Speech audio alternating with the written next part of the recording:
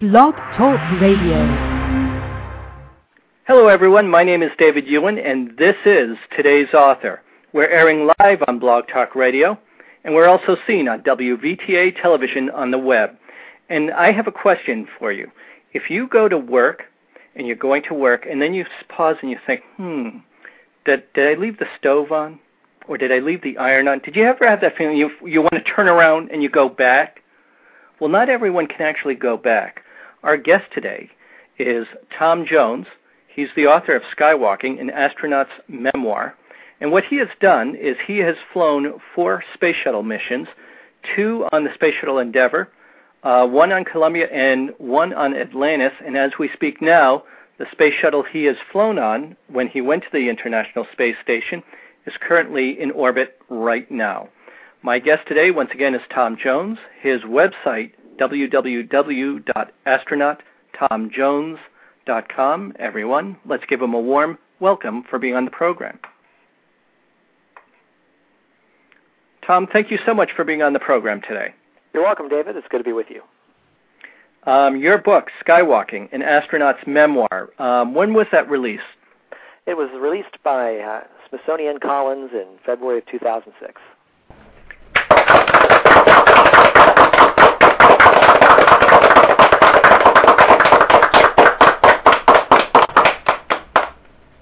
And you have quite an experience flying 4 space. Did I get the name of the vehicles correct? Those are right, yes. Okay, and did you ever have that feeling as you were going up, did I leave the iron on? I'm only kidding. Now, what you worry about is... and what is this book about? Is it to give the experience, I imagine?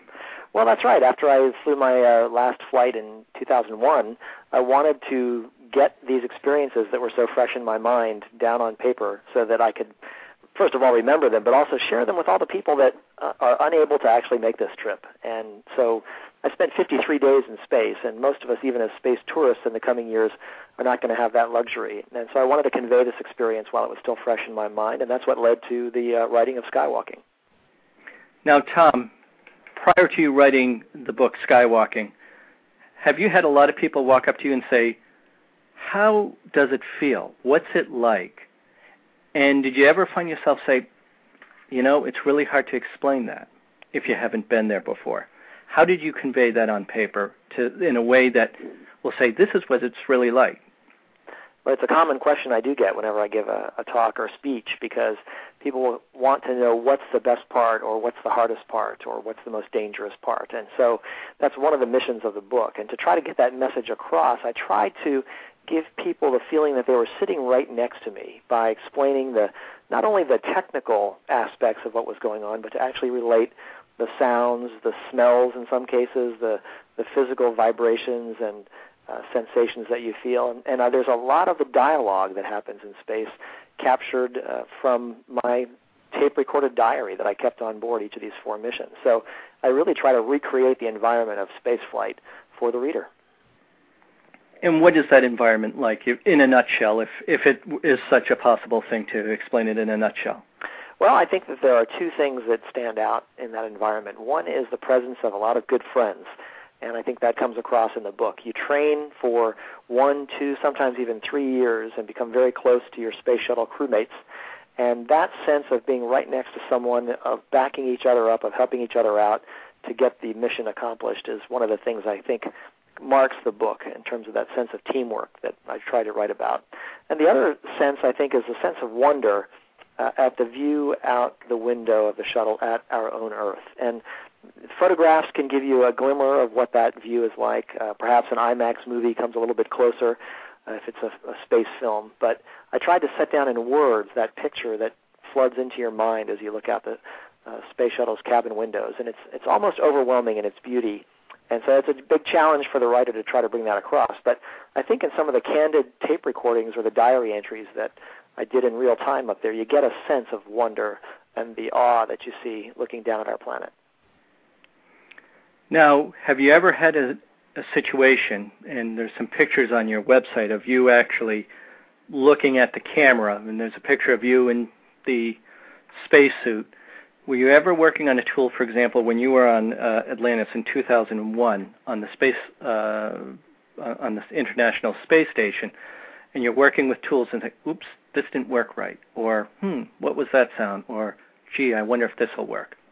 Well, we had a lot of surprises. Even on that last mission, on my fourth flight, you'd think I'd experienced most of what space could throw at you. But on that mission to the space station, we had new challenges. We were docked to this new outpost in space, and so there were a lot of different challenges and things to learn on the ground before you arrived, so you knew your way around this home for 3 astronauts up there. And then on the spacewalks, as you mentioned, you're working with a whole suite of tools which you've only been able to train on underwater to simulate free fall or weightlessness.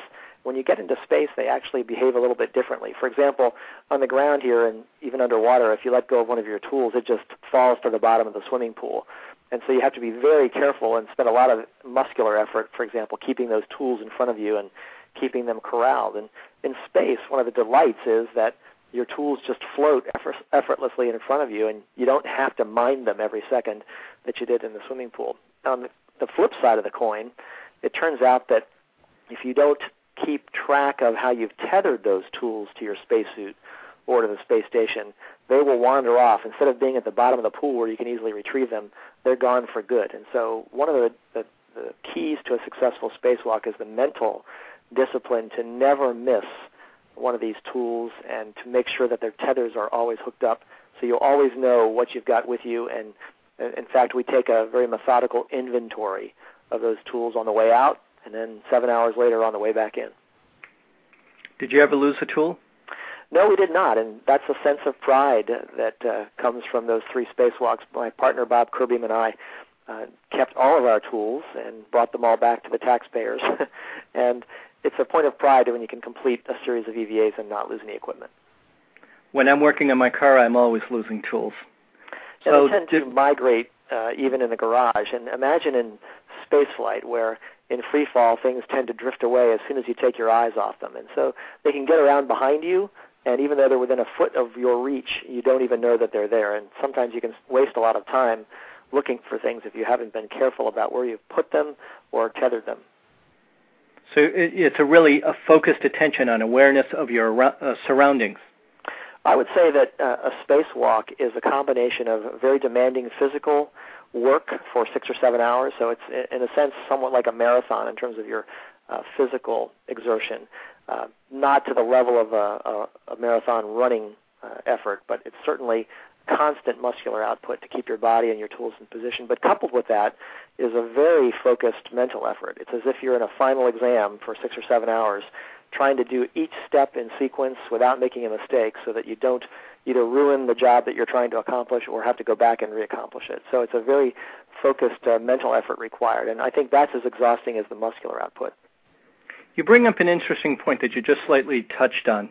Anyone watching the news and watching or listening to the recordings of a NASA launch or watching NASA television and seeing what happens on the International Space Station, there's this whole notion of a checklist and a list of things that must be done.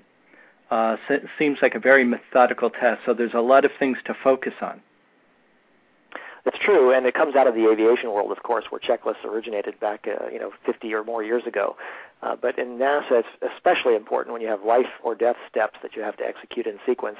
On the space station, you don't actually have enough room on your spacesuit to carry a detailed checklist of everything when you go out on one of these spacewalks. So you rely on your memory for some of the big picture steps, the sequence of jobs that you're going to do outside, for example.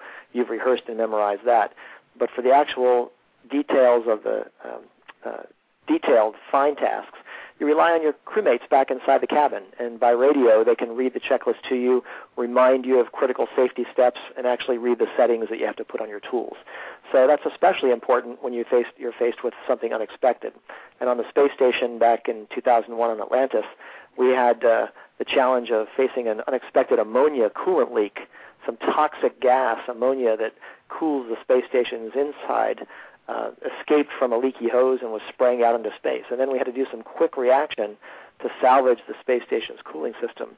And that wouldn't have been possible, first of all, without memorizing the quick immediate steps that you had to take. And then we followed up with a very methodical cleanup and I guess, regrouping with the help of Houston back on the ground and Mark Polanski, our colleague in the Space Shuttle's cabin.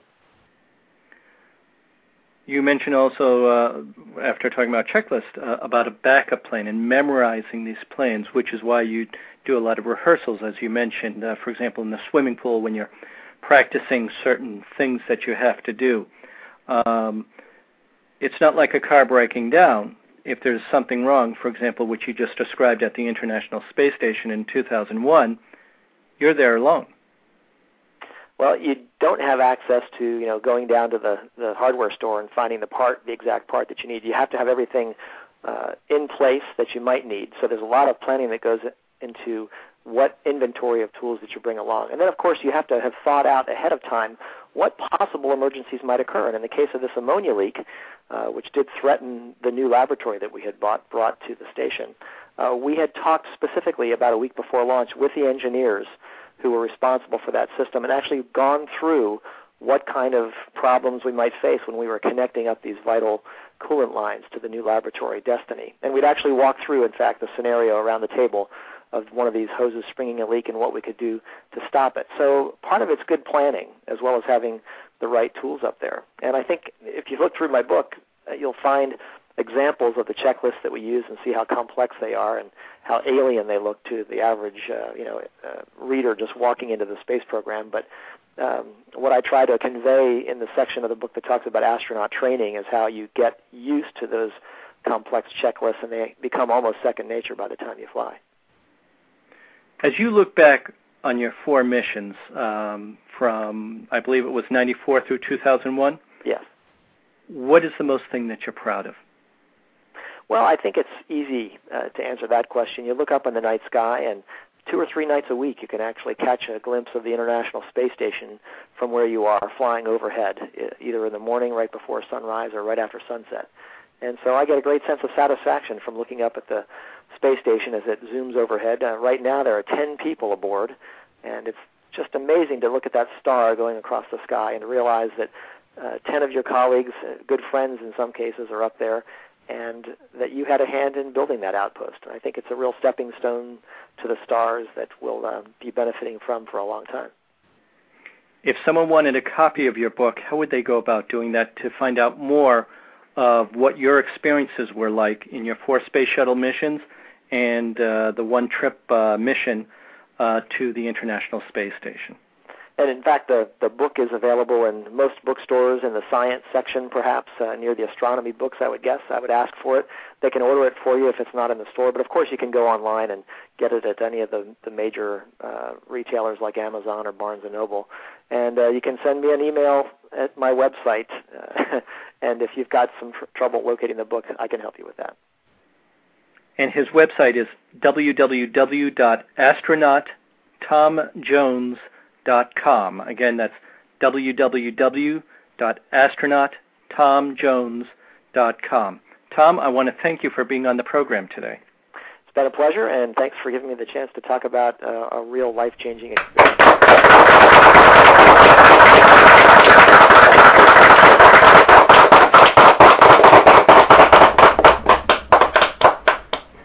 It's been a fascinating discussion with my guest today, Dr. Tom Jones. His book, Skywalking, an Astronaut's Memoir. He's been on 4 space shuttle flights. 2 of them were on the Space Shuttle Endeavour, 1 on Columbia, and the last one in 2001 was on the Space Shuttle Atlantis when he went to the International Space Station. And as we speak now, that very vehicle, the Space Shuttle Atlantis, is at the International Space Station and will be arriving later this month. My name is David Ewan. This is Today's Author. We're airing live on Blog Talk Radio, and we can be seen on WVTA television on the web.